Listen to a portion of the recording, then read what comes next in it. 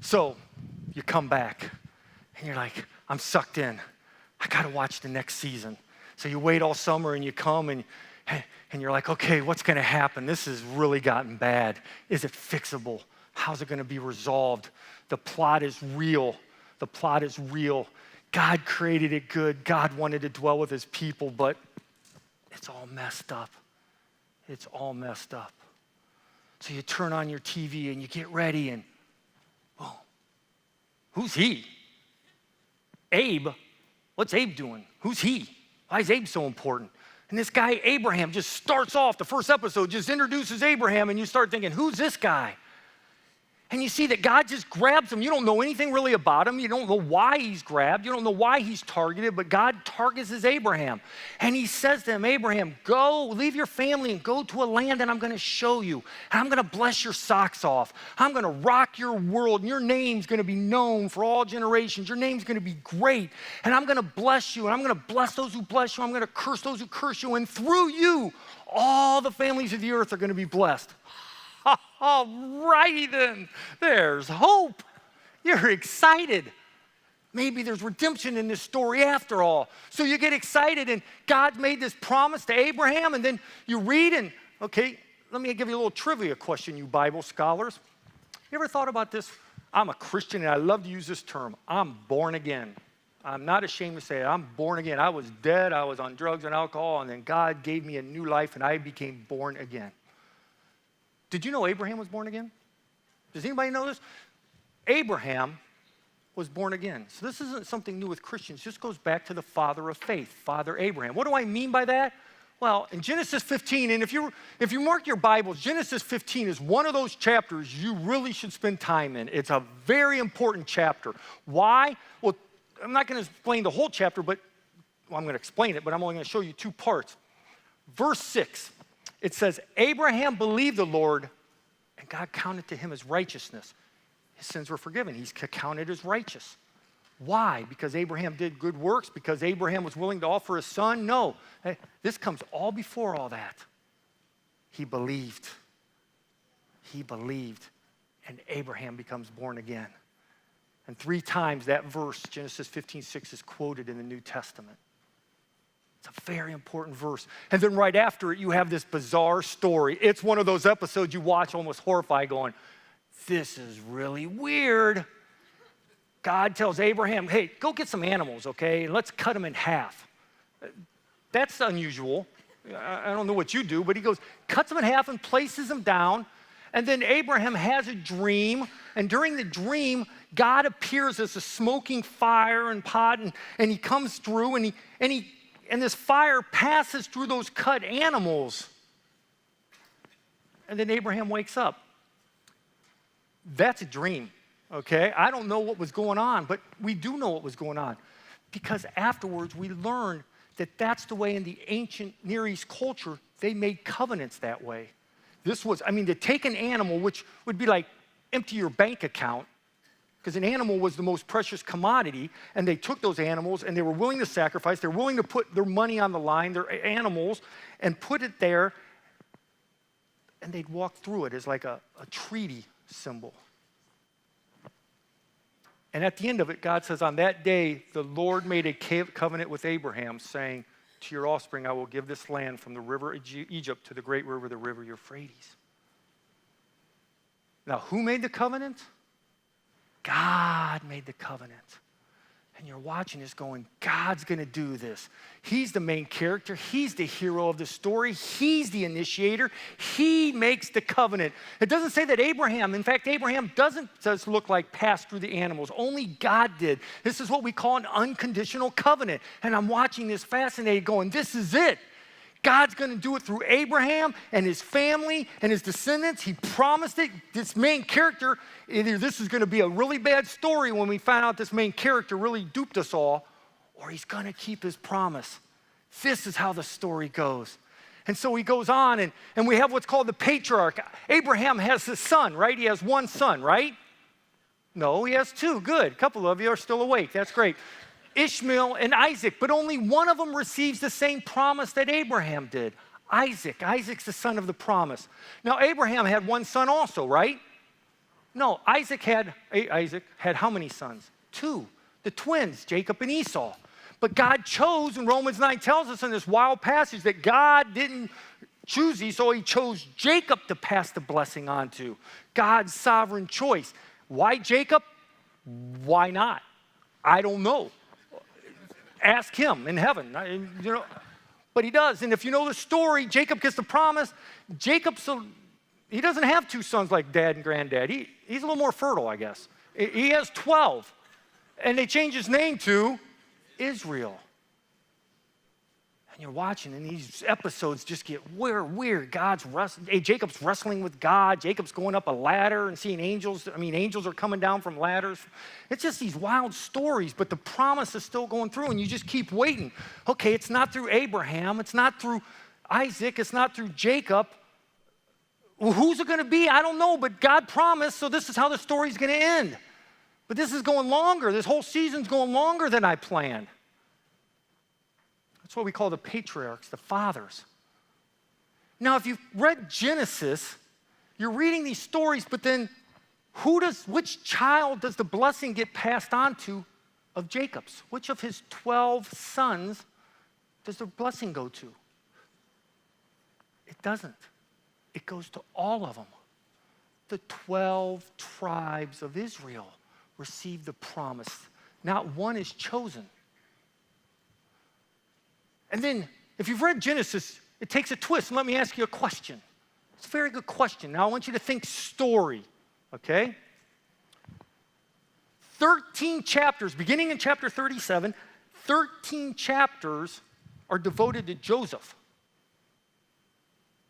Now, you New Testament people want to run quickly to because of Jesus. No. There's one bizarre story, and you want to talk about a weird episode. This is like the PG-13, bordering on what is it, TA? I don't watch TV, so what is it, TMA? 18 or whatever, mature something? Isn't it something like that? Anyways, update me. I got to get real with things. But anyways, there's an episode that's pretty racy. Chapter 38, Judah has a daughter-in-law who dresses as a prostitute so she can sleep with her father-in-law to keep the family line going. Whoa, come on, guys, that's just weird. I don't care what you say. I lived in the Middle East for 12 years. I worked with Muslims for a lot. The Muslims hate stories like that in the Bible. How can you make a patriarch look so bad? And it's just kind of a gnarly story. Why is it in there? Well, because we know Jesus comes from the line of Judah, and we'll get to that later, but only one chapter. 13 are devoted to the whole story of Joseph, and you know the story of Joseph. He goes down, Egypt, he's sold and enslaved by his brothers, did him wrong, but he rises up, becomes second to Pharaoh and all that. But let me ask you, what does that have to do with the story? Why are 13 chapters devoted to Joseph? Well, it's so preachers have something to preach today, because they always preach on Joseph. How many of you heard a story on Joseph? Yeah. How many of you heard a story on Judah in chapter 38? Yeah, you don't hear that on Sunday morning. Let me tell you that right now.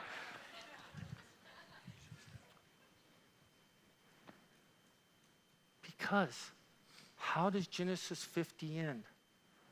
The last chapter, it's the last episode of the season. It's the season finale.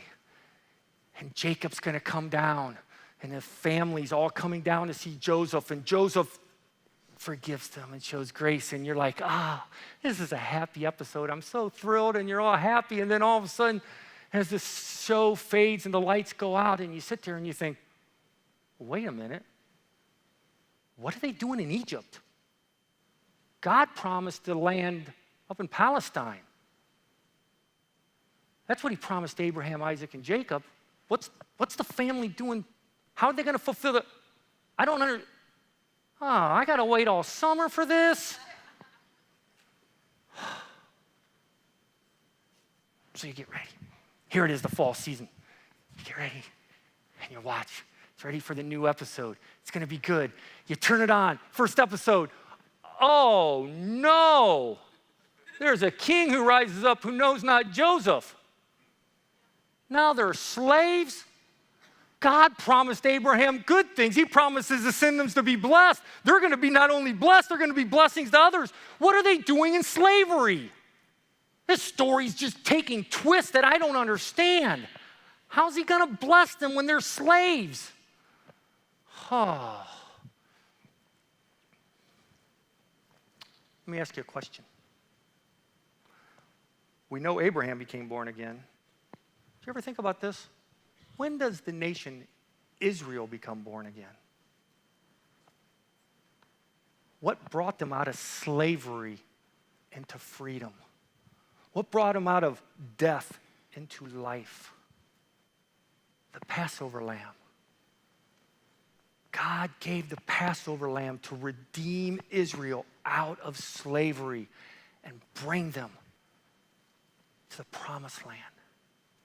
And that's where, as a collective whole, Israel receives the blessing of God, the promise of God. And God brings them out of that slavery and sets them free. And you know the great stories of Exodus with the 10 plagues and the Red Sea parting. And God's bringing his people back, and he takes them to Mount Sinai. And then God does an amazing thing. Another covenant is made. God says to Israel, now therefore, if you will indeed obey my voice and keep my covenant, you shall be my treasured possession among the peoples. For all the earth is mine, and you shall be to me a kingdom of priests and a holy nation. He goes on and says, then Moses took the book of the covenant and read it in the hearing of the people. And they said, all that the Lord has spoken we will do, and we will be obedient. And Moses took the blood and threw it on the people and said, behold, the blood of the covenant that the Lord has made with you in accordance with these words. Another covenant.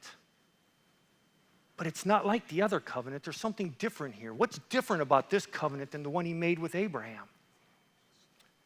This is a conditional covenant.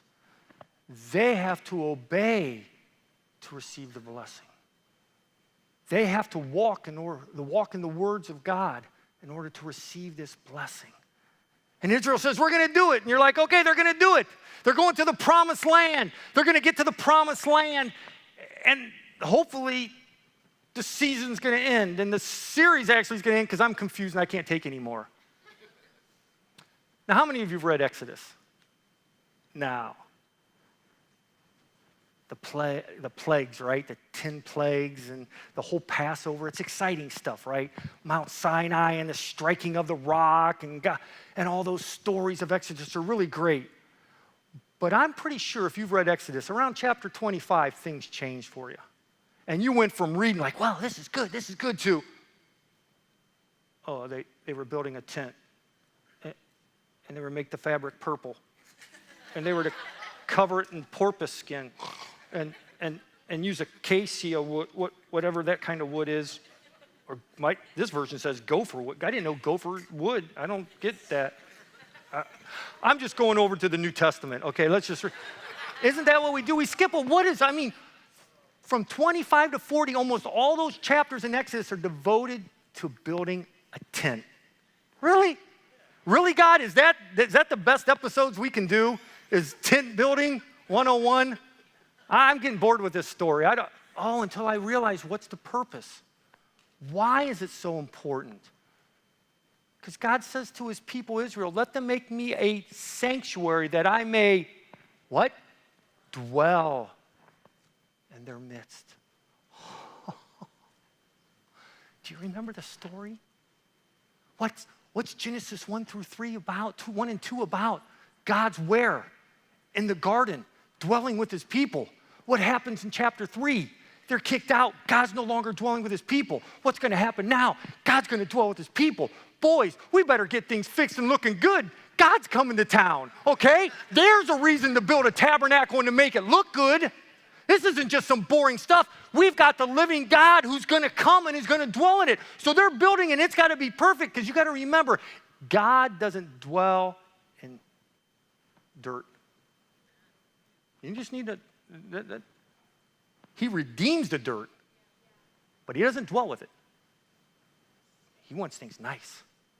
And he's very precise on the details he gives. And this tabernacle is amazing. Overlaid with gold, finest material.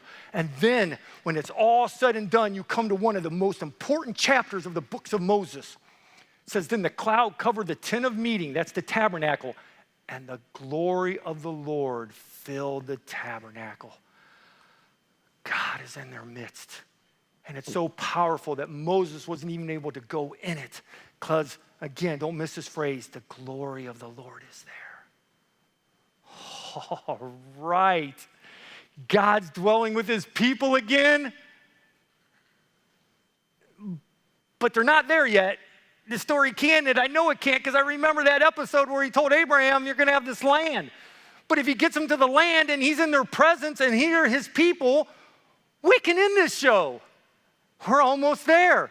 Oh, this is exciting. Whoa, this is exciting. I can't wait to come back the next night. I'm going to watch the next episode. Here they are. They're on the edge of the promised land. They're going to go spy it out. They're going to go in. They're going to take it. It's all going to be there. Woo! And then we come to one of those chapters that just mess with our minds. Really, guys? It really? You know the story. He sends out 12 spies, and they come back. If you ever read the Bible, the majority's never good. If you're with the majority, question yourself. 10 of them like, we're not going in there. There's some big dudes in there. They're going to mess us up. Joshua and Caleb, they're like the BAs, man. We're going in. We got God. What are we worried about? But the people listen. They listen to the majority. And here, on the edge of going in the land with God in their midst to fulfill the promises, to conclude the show,